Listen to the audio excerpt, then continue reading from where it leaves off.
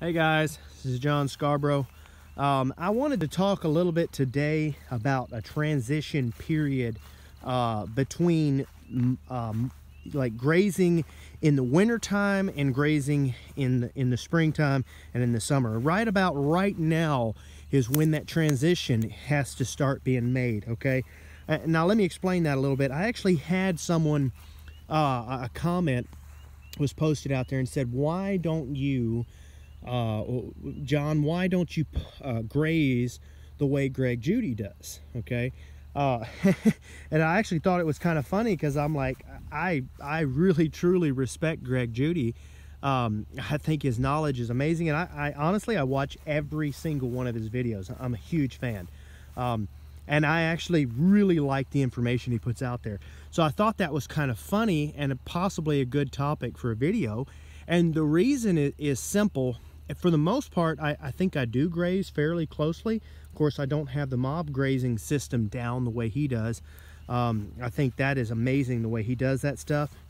And if y'all are looking to get into any of that, I would definitely go check him out. I think he is the king of mob grazing. But anyway, so we do graze a little bit differently here in the South than the way he does, and that's simply because I'm probably about I want to say 10 to 12 hours from him. And I actually know that because I have a brother that lives probably just a few minutes down the road from Greg Judy. He doesn't live very far at all from him. And so I know right where that is, that area. And I also know that the climate, everything is completely different. The way the grass grows, the way everything is. So I want to thank you for that question. That was actually a really good question. For anybody looking to get into cattle, because the area you're in does make a big difference in the way you graze your cattle. Okay, the principle is the same. Cattle eat grass to get fat, and so you're not a beef farmer, as Greg Judy likes to say. You are a grass farmer, or really truly you're a microbe farmer. Okay, so the principle is the same, but the climate, the amount of rain you get, the weather you get, all of that's going to be different. So obviously here, the way we do stockpile is going to be a little bit different. The quality of the stockpile is going to be a little bit different. And also the fact that we actually grow grass here all year round, where we're at. Now, before y'all start thinking that this is the place to come and move and start raising cattle, that doesn't necessarily mean that it's a good thing. We still have our downfalls, and we still have a lot of problems here. And one of the things that is not as good is, like I said, the lack of ability to stockpile forage as well as people like Greg Judy can in their area. In fact, most of the people here, the universities and stuff, will tell you, they will swear up and down that it's absolutely impossible.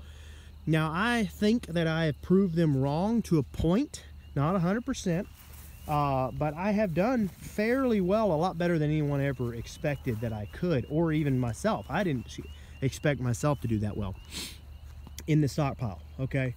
But I think part of it has to do with the fact that there is a mix of green grass that's continually growing, okay? So let me talk a little bit about that transition period. What the guy was kind of saying when he commented on there, he was basically saying that I'm going back and grazing my pastures before the grass has fully recovered. Whereas Greg Judy, he'll talk about a lot about this right here, about not coming in and grazing your pastures too soon and making sure that the tip of the grass doesn't look like, well, let me just turn that over there if I can get that. Yeah, doesn't look like that right there, but instead the tip of your blades all look like that right there.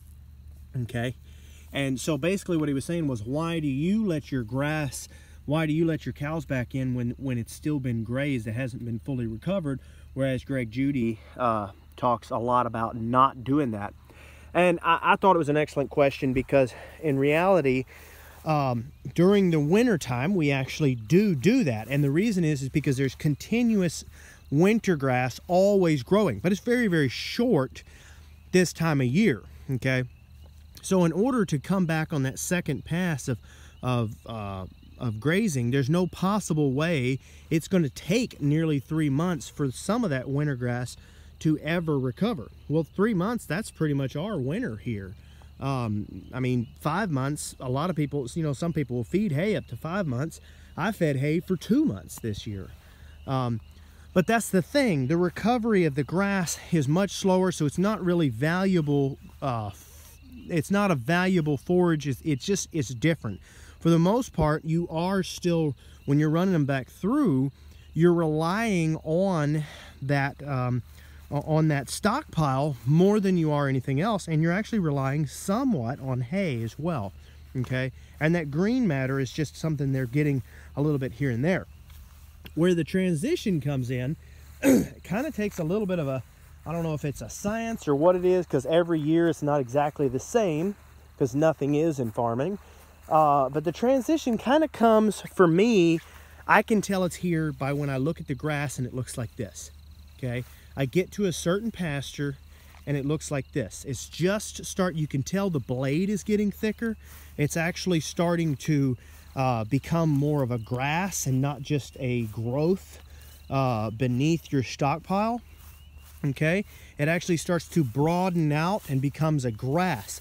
When that starts to happen, I know that we're coming into that transition, and it's time to make sure that the pasture actually does get to a full mature height before you bring them in and graze them. And it does take a little bit of work and a little bit of management to make sure that you can get that just right. Because if I turn them in right now, even though some of this grass is ready, it's not quite all ready.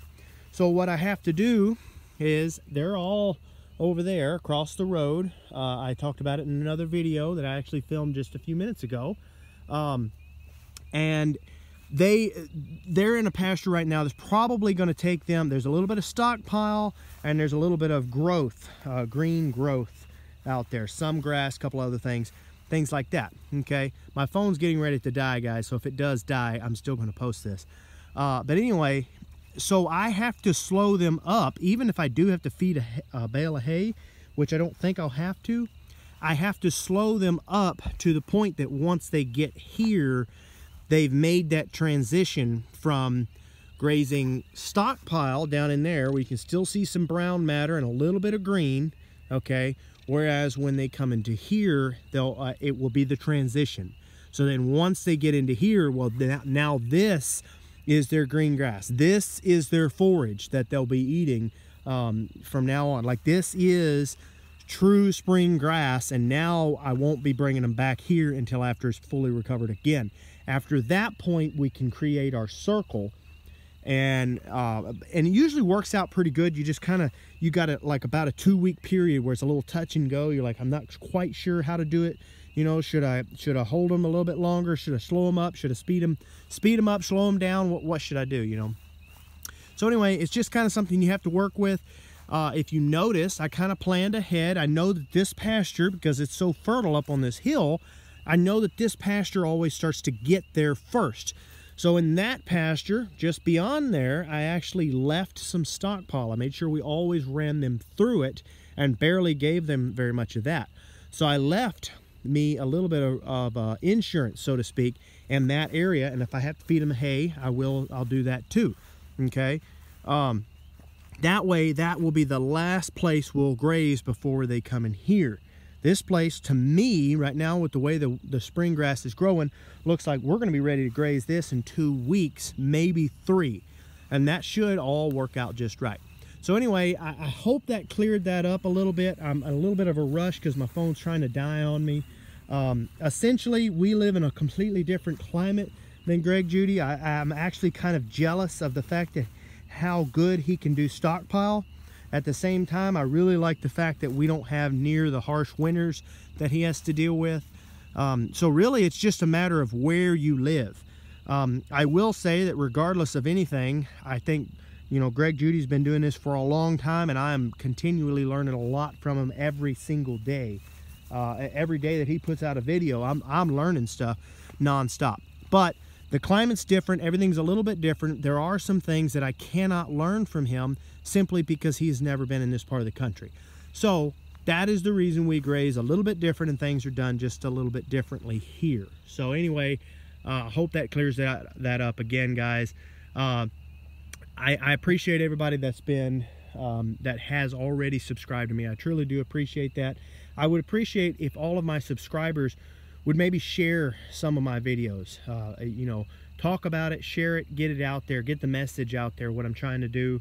We live here in north central Louisiana, around the Ruston area, and we do sell cattle, and we also sell fire pits. My wife sells microgreens and all like that. We got this channel out here. We're trying to teach about the things we do, and the only thing we're really trying to do is just advertise our own business. We're not trying to sell the knowledge that we do have. So anyway, guys, I appreciate all of that, and I just ask that if you're watching these videos and you've watched a couple of them and you like them, consider subscribing to my channel. If you really want to know every time I put a video out there, hit that bell icon, and you can actually get notified when I put a video out there, because mine are a little bit sporadic. Okay, I want to make sure that I'm only putting good content out there. Okay, but if you're not interested in that, I understand that. So just subscribe, and you can go in there and watch them all in one day on a Sunday evening or something like that. So thanks, everybody. Have a good day. Don't forget to like it as well.